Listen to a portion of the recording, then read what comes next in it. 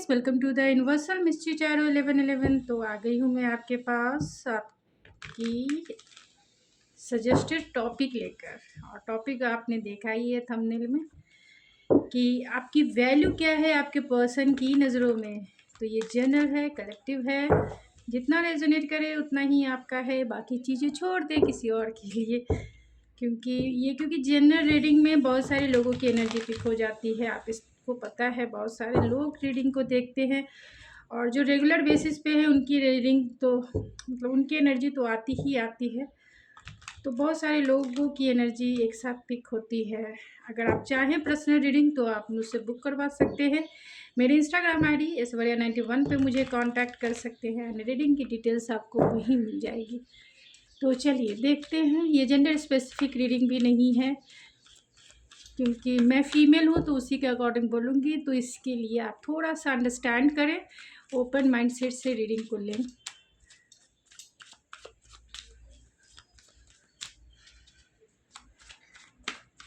तो please spirit, जो भी मेरे व्यूवर्स इस रीडिंग को देख रहे हैं उनके पर्सन की नज़रों में मेरे व्यूवर्स की क्या वैल्यू है।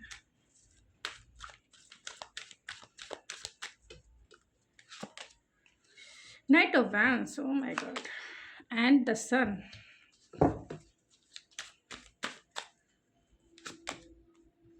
Strength,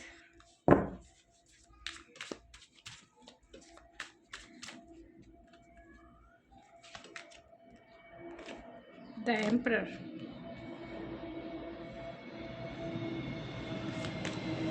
to of swords,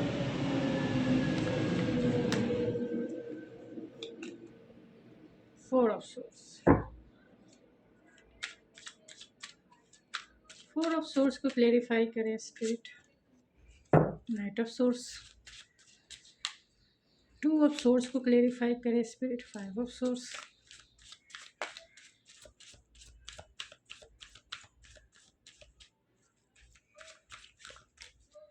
strength के कार्ड को क्लेरिफाई करें स्पिरिट। टू कार्ड्स आ जाए। The sun, knight of wands and the emperor. Bottom of the deck है फोर ऑफ वैंड्स।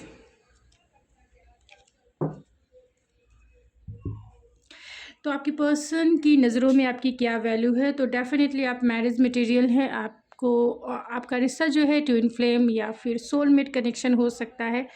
तो आपके साथ एक स्पिरिचुअल कनेक्शन भी फील करते हैं और एक बहुत मैग्नेटिक अट्रैक्शन फील करते हैं, क्योंकि जो सोलमेट और ट्विन फ्लेम होते हैं वो कहीं ना कहीं अपने मैग्नेटिज़्म को एक्सप्लोर करते हैं 3D वर्ल्ड पे। तभी वो एक मैग्नेटिज़्म जो है एक दूसरे को अट्रैक्ट करती है। और ये अट्रैक्शन ही है कि दोनों एक दूसरे के बिना रह भी नहीं सकते हैं और दोनों एक दूसरे से इतना स्ट्रॉन्ग बॉन्ड वो फील करते हैं, चाहे वो इमोशनल हो, चाहे वो पैशनेट हो, चाहे वो स्पिरिचुअल लेवल की हो। क्योंकि इस सफ़र में कहीं ना कहीं बहुत सारी लर्निंग होती है, बहुत सारी टीचिंग होती है। तो इस लर्निंग के प्रोसेस में अट्रैक्शन होना बहुत ज़रूरी होता है।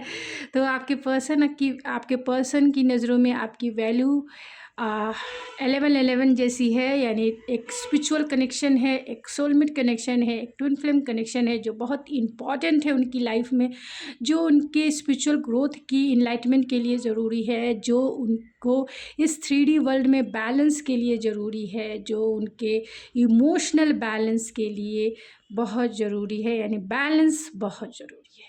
इसीलिए आपकी इम्पोर्टेंस है, यानी मेरे व्यूवर्स की इम्पोर्टेंस है कि आपके personal, professional, 3D and spiritual world में बैलेंस बना सके। तो आपके पर्सन की नज़रों में आपकी वैल्यू इसीलिए है क्योंकि आप बहुत एक्शन ओरिएंटेड, एडवेंचरस इंसान हैं। हमेशा जो है कुछ ना कुछ कर गुजरने की आप में क्षमता है। तो बहुत सारे लोग एरीज, लियो, सेजिटेरियस की एनर्जी आपकी हो सकती है, यानी मेरे व्यूवर्स की हो सकती है एरीज, लियो, सेजिटेरियस की एनर्जी। क्योंकि आप बहुत एडवेंचरस है। लाइफ में आपको लर्निंग करना, लाइफ में एडवेंचर्स करना, लाइफ में आपको घूमना फिरना बहुत पसंद हो सकता है।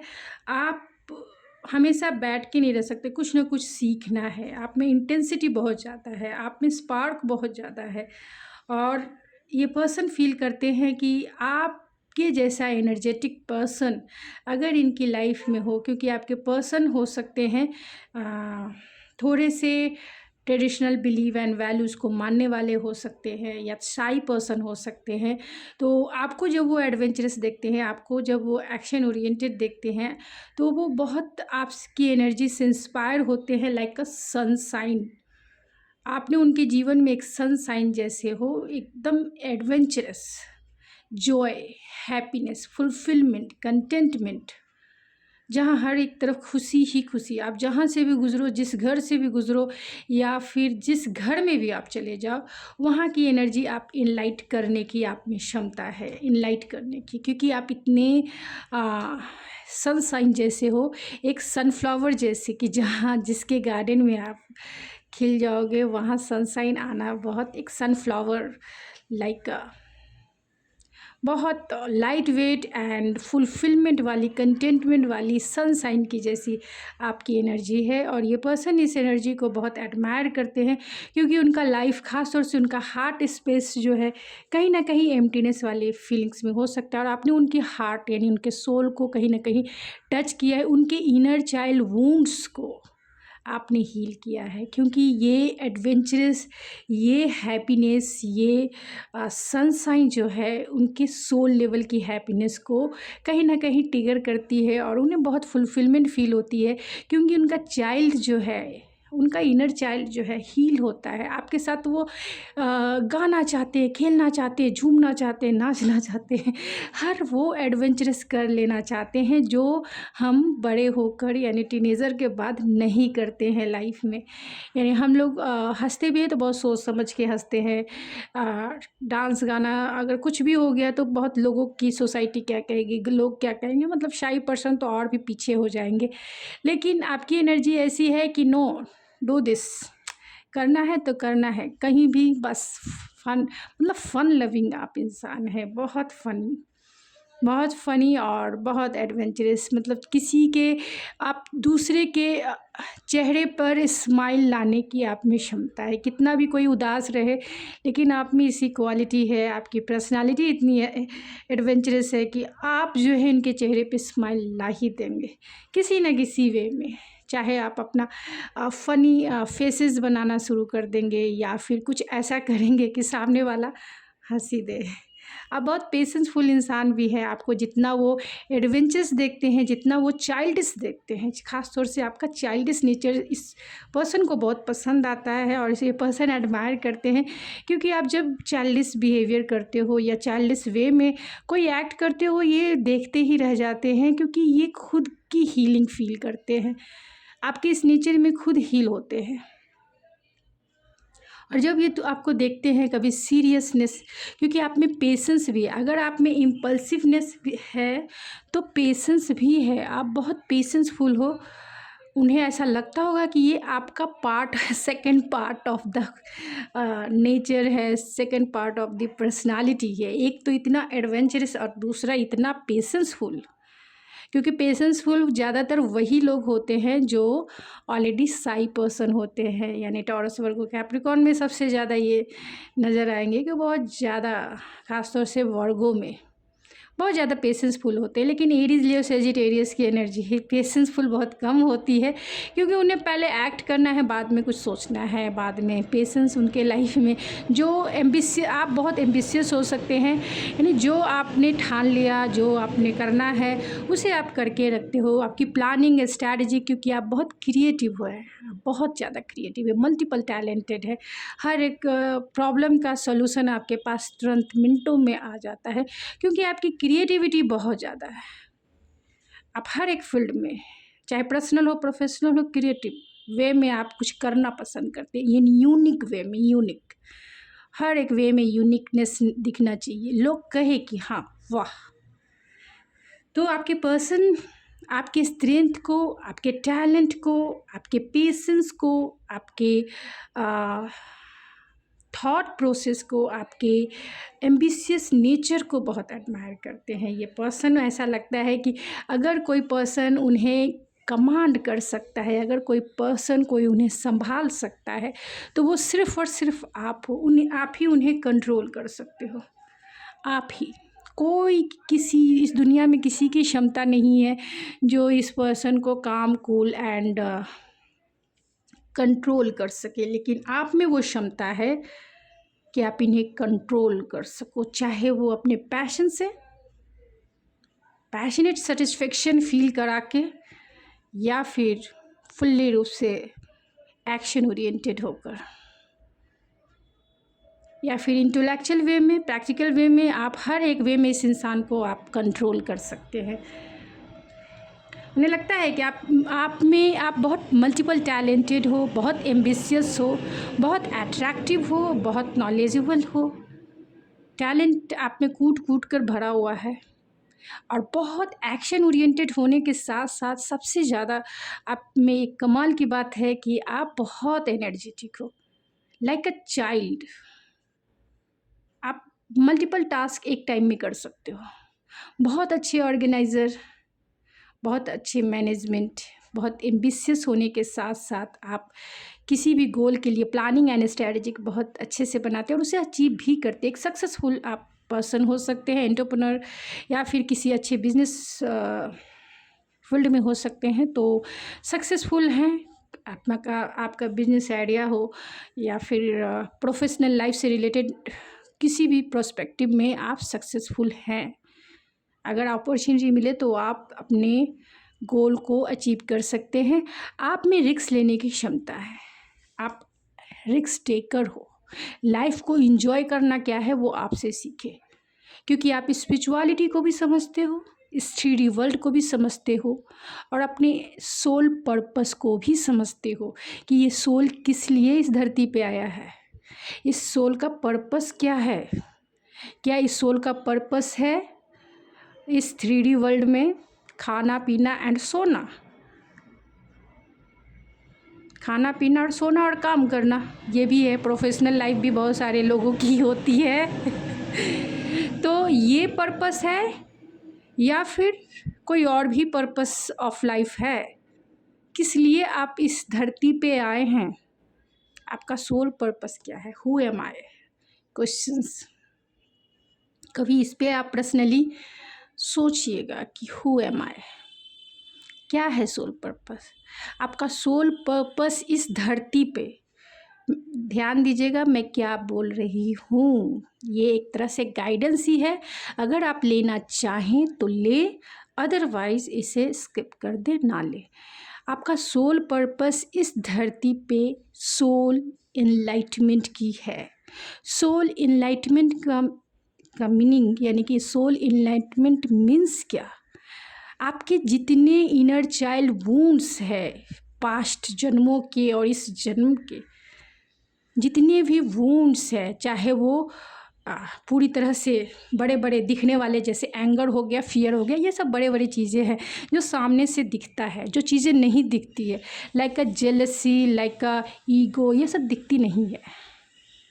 लेकिन जो बैक ऑफ, मतलब जो छोटी छोटी चीज़ें होती है वो सब तो बाद में काम किया जाता है, लेकिन बड़ी बड़ी चीज़ों पे पहले काम किया जाता है। लाइक मैंने बताया कि ईगो, किसी को एंगर इशू है, किसी को फियर है, किसी को डाउट है, किसी को ट्रस्ट इशू है, किसी कोई कंफ्यूज है, डिसीजन नहीं ले रहा है, ब्लॉकेजेस है बहुत सारे। तो आपको आपका सोल पर्पस, सभी इंसान का, इस धरती पर जितने इंसान के रूप में आए हैं, क्योंकि इंसान जो है उन्हें इंटेलेक्चुअल पावर दी गई है, उन्हें स्पिरिचुअल पावर दी गई है। इंसान इंसान नहीं है, इंसान के पास पावरफुल थिंग्स है, पावरफुल एलिमेंट्स दिए हैं गॉड ने, कि आप सोचिए, समझिए, फिर उसके बाद उसका यूज़ कीजिए, उस टूल का यूज़ कीजिए और अपने इस सोल को ग्रोथ कीजिए, इस सोल का ग्रोथ कीजिए। और सोल के ग्रोथ के लिए आपको दे दिया गया है पावर, आपकी इंटेलेक्चुअल पावर और आपकी स्पिरिचुअल पावर। जो इंट्यूशन, हम स्पिरिचुअल पावर को इंट्यूशन कहते हैं, साइकिक एबिलिटी। तो इससे आपकी सोल पर्पस डेफिनेटली पूरा क्लियर होगा कि आप किस लिए इस धरती पे आए हैं, क्या पर्पस है आपका लाइफ का। सिर्फ खाना पीना और सोना या फिर जो जनरल जो लोग फॉलो करते हैं वो है, या और भी कुछ है। ये जनरल चीज़ें हैं, ये करना बहुत ज़रूरी है क्योंकि हम एक फैमिली में जन्म लेते हैं, तो ये आपका पार्ट ऑफ द लाइफ है, इसे इग्नोर नहीं कर सकते। लेकिन सब चीज़ समय के साथ साथ सब चीज़ होते हैं। जब हम बच्चे होते फिर बड़े होते फिर मैरिज होती है, फिर ये लाइफ का पर्पस नहीं है, ये हमारे पार्ट हैं, लाइफ का पार्ट ऑफ द लाइफ है ये। इसको करते हुए हमें अपने सोल का पर्पस को भी हमें फुलफ़िल करना है, कम से कम एक पर्पस तो। क्योंकि वुंड्स एक ही जन्म में हील हो जाए ऐसा पॉसिबल नहीं है, लेकिन धीरे धीरे ही करके हम उसे हील तो कर सकते हैं ना। और उसके लिए फोकस अपनी थॉट, अपनी फीलिंग्स एंड अपनी इंटेंशन पे होनी चाहिए, तभी वो चीज़ें हील होती है। एक्सेप्टेंस होना चाहिए तभी वो चीज़ें हील होती है, नहीं तो वुंड्स जल्दी हील नहीं होते, क्योंकि उसके रूट बहुत डीपेस्ट लेवल की होती है, क्योंकि बहुत सारे जन्मों का वो रूट होता है, तो जल्दी नहीं होती। और किसी पर्सन के आ जाने से लाइफ में वो ट्रिगर ही होती है, फिर वही होता है सेपरेशन, ये वो। तो वो चीज़ें एक अलग स्पिरिचुअल अवेकनिंग है, क्योंकि वो एक गॉड की तरफ से दिया हुआ, मतलब होते हैं ना कि जो बच्चे को एग्ज़ाम में एक बार फेल हो गया, 2 बार फेल हो गया, 3 बार फेल हो गया, तो टीचर के डंडे पड़ेंगे, टीचर को फिर सोचना पड़ेगा कि इस बच्चे को मुझे कैसे पास करना है। ये बच्चा को मैंने 3 बार मैंने मौके दिए, लेकिन 3 बार भी ये बच्चा जो है इनलाइट नहीं हुआ, तो अब मुझे इसके लिए क्या करना चाहिए। तो टीचर को फिर वो सोचना पड़ता है। फिर टीचर उसको कहते हैं कि इसको कंफर्ट जोन में पहले डालो और फिर वहाँ से निकाल दो, डालो एंड निकाल दो, डुबकी लगा दो और वहाँ से निकाल दो। यानी इसको प्यार में डुबाओ, ऐसे प्यार में डुबाना है जहाँ ये लेसन सीखेंगे, और फिर वहाँ से निकाल के इसको अलग कर दो। बस एक डुबकी लगाना है उस प्यार में, उस अटैचमेंट में, जहाँ इसका कंफर्ट जोन है, जहाँ इस सोल का कंफर्टनेस है, उसी में एक डुबकी लगा दो, और फिर वहाँ से इसको सीधा अपोजिट डायरेक्शन में डाल दो। फिर ये लेसन अच्छे से सीखेगा, फिर ये जानेगा कि हाँ soul, dark night of the soul क्या होता है, और फिर सोल पर्पस क्या होता है। तो ये टीचर यानी कि जो गॉड हैं, जो डिवाइन है, ये उनका टीचिंग स्टाइल है कि जो बच्चे नहीं जल्दी कर पा रहे हैं, 3 बार 4 बार हर एक जन्म में उन्हें मौका मिला, लेकिन 5 जन्मों से वो एक ही वुंड्स पे काम कर रहे हैं, उससे आगे बढ़े ही नहीं। जबकि लेसन सीखने के लिए ही आपका जन्म होता है। लेसन मीन्स कि आपके वुंड्स पे काम होना चाहिए, चाहे एंगर हो, चाहे रेजिलियंस हो, फियर हो, डाउट हो, किसी भी तरीके के वुंड्स हो, आपको 1-2 पर तो काम कर ही लेना चाहिए।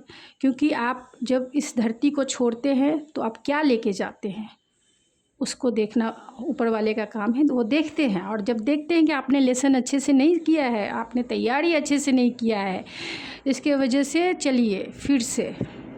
और जब बार बार जो एग्ज़ाम में फ़ेल हो रहा है, 5 जन्म हो चुके, 6 जन्म हो चुके, और आप अभी तक एक ही चैप्टर पे लगे हो, वही कंप्लीट नहीं हो रही है, तो फिर टीचर को सोचना पड़ता है कि इस बच्चे को कैसे इस से निकालना है। फिर बोलते कि अच्छा चलो। तो ये सोल पर्पस को जानना सबके लिए बहुत ज़रूरी होता है, और जानिए। और इस लाइफ में रहते हुए ऐसा ज़रूरी नहीं है कि घर परिवार छोड़कर हम सोल पर्पस ढूंढने चले हैं, वैसी चीज़ें नहीं। क्योंकि घर परिवार तो आपको जल्दी इनलाइट करेंगे। घर परिवार, रिश्ते नाते, ये इनलाइटमेंट के लिए, टीचिंग के लिए बहुत अच्छी है। मतलब हर जगह एक कुआं है जहाँ डुबकी लगाना और लेसन सीखना है।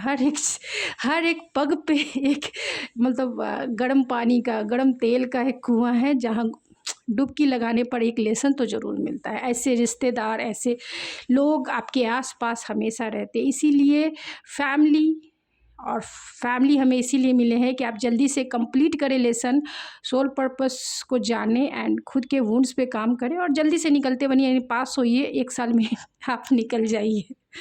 तो इसलिए परिवार मिलते हैं। तो पारिवारिक जीवन बहुत ज़रूरी होता है, तभी तो लोग जल्दी हील होते हैं। और बहुत कंपटीशन वाली स्ट्रगल भरी लाइफ होती है, आपको पता है।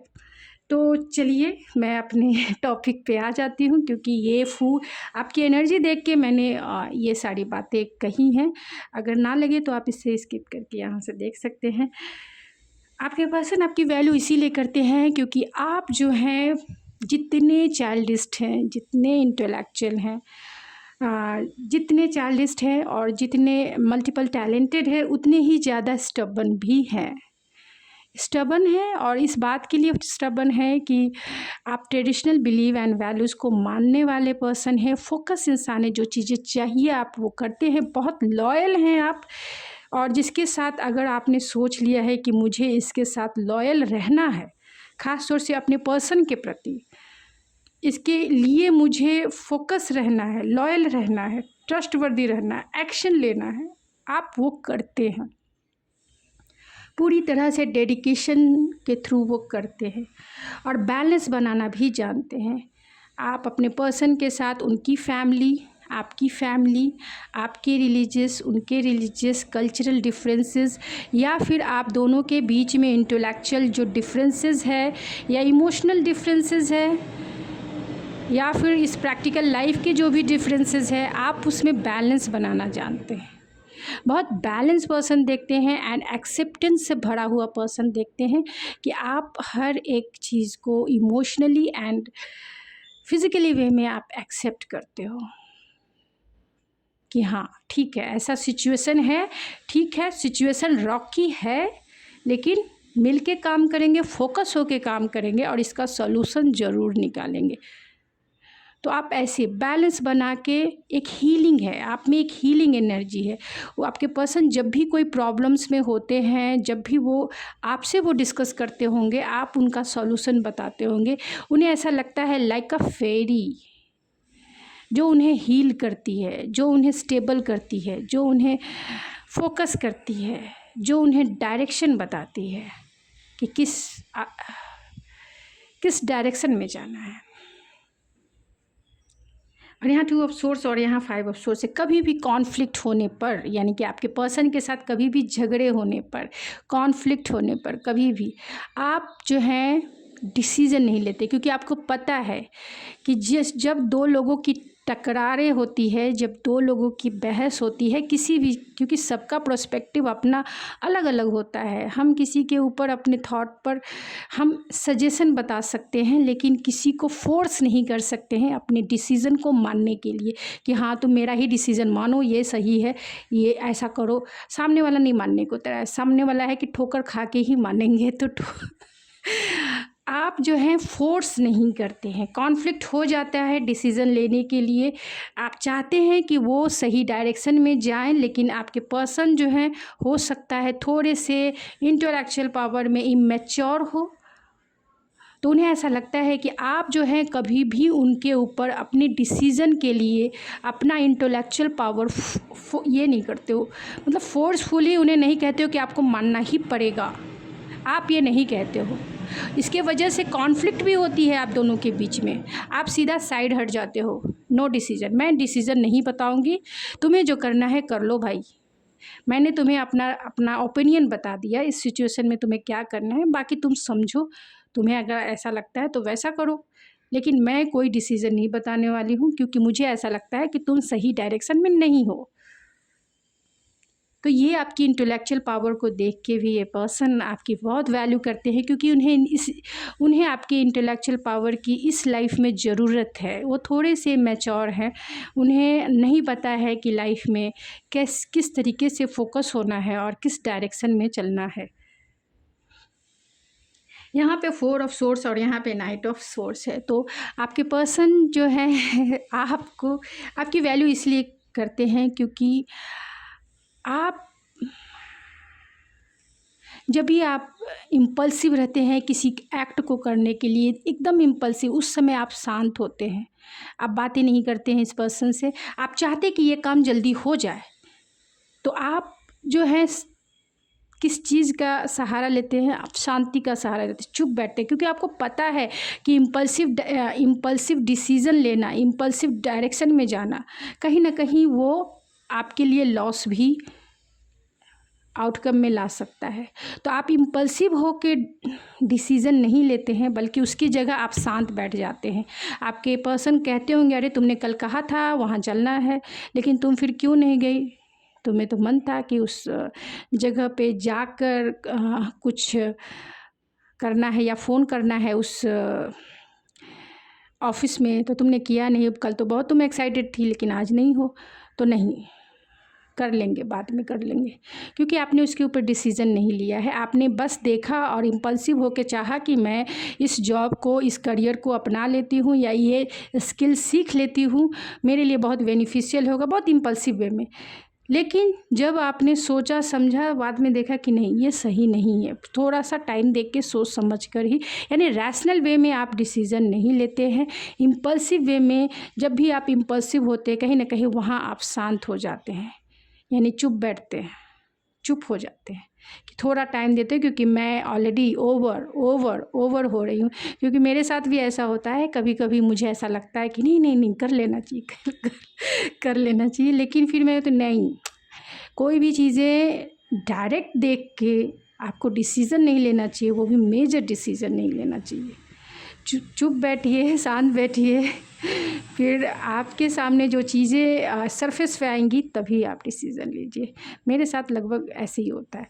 तो आप भी वैसे ही हैं, क्योंकि आपकी एनर्जी को मैं कनेक्ट कर रही हूँ, तो बहुत इंट्यूटिव होकर कनेक्ट कर रही हूँ, क्योंकि मेरा फोकस आपकी ही तरफ है। तो आप देखें कि मैंने इंट्यूटिव होकर बहुत सारे आपको सोल पर्पस बताया है, तो इस सोल पर्पस पे आप ज़रूर काम करें, क्योंकि ये बहुत ज़रूरी है हर एक इंसान के लिए, और कोई भी स्पिरिचुअल टीचर इसे इतना क्लेरिफाई नहीं करता है।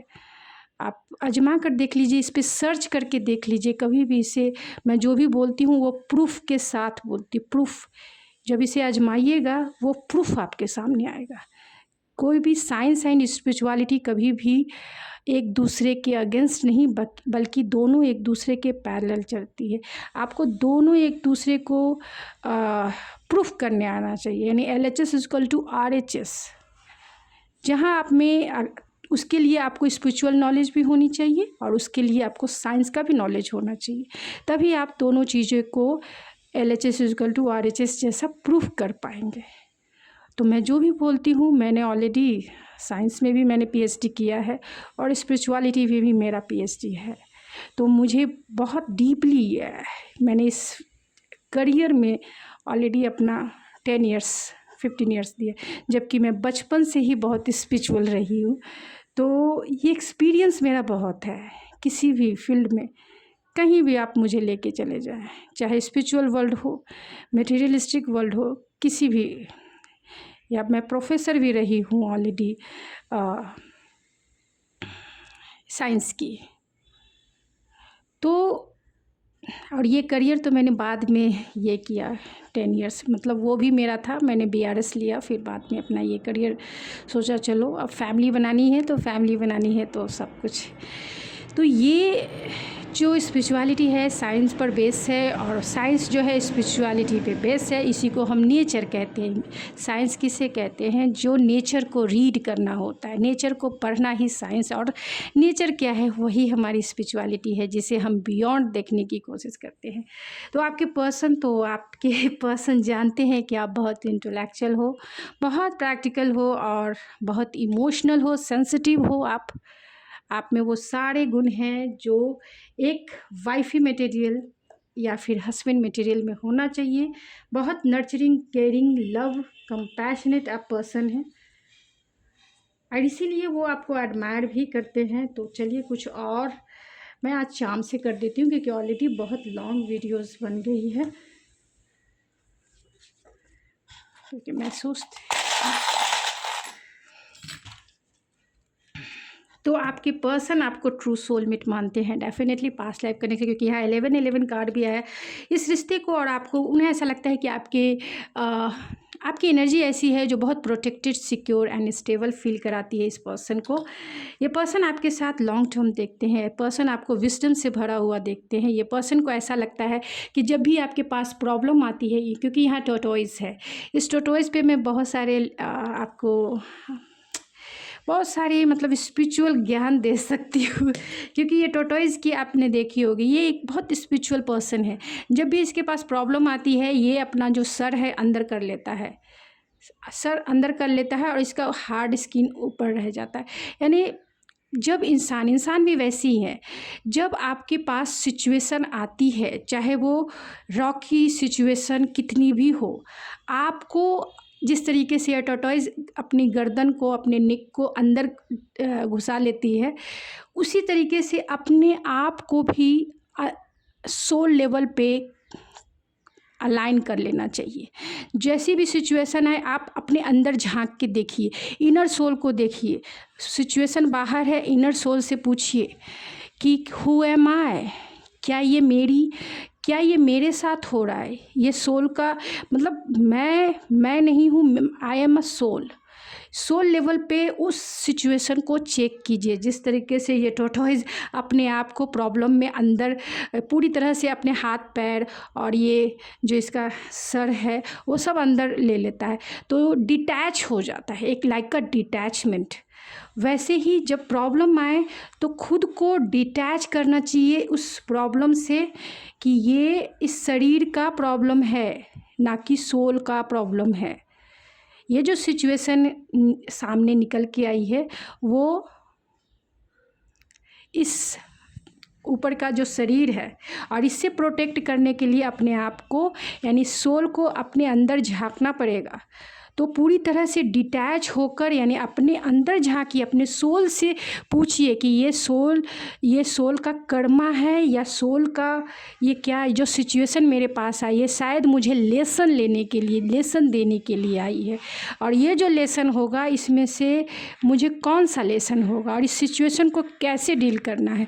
तो पूरी तरह से डिटैच होकर जब उस सिचुएशन को देखेंगे तो आप में एक पावर इनलाइटमेंट गेन होगी, और उस पावर और उस इनलाइटमेंट से आप उस सिचुएशन से बहुत जल्दी बाहर निकल जाएंगे। चाहे कितनी भी रॉकी सिचुएशन हो, आप उस सिचुएशन से बाहर निकल ही जाएंगे। लिख के रख लीजिए ये मेरे वर्ड्स, इसीलिए टोटोइस है। ओ माय गॉड ऐसे ये है। और यहाँ ये आपको वो मैरिज मटेरियल मानते हैं, जानते हैं कि आप लॉन्ग टर्म चलने वाले हो, आप जानते हैं कि आप बहुत ज़्यादा एनालिटिकल, प्रैक्टिकल एंड रैशनल इंसान हो। तो गाइज़ ये थी आपकी रीडिंग। अगर आपको मेरी रीडिंग पसंद आती तो प्लीज़ मेरे चैनल को ज़रूर सपोर्ट करें, सब्सक्राइब करके लाइक करके मुझे मोटिवेट करें, एंड शेयर करके किसी की हेल्प कर सकते हैं तो ज़रूर कीजिए। मैं मिलती हूँ आपके नेक्स्ट रीडिंग में, तब तक के लिए थैंक यू सो मच।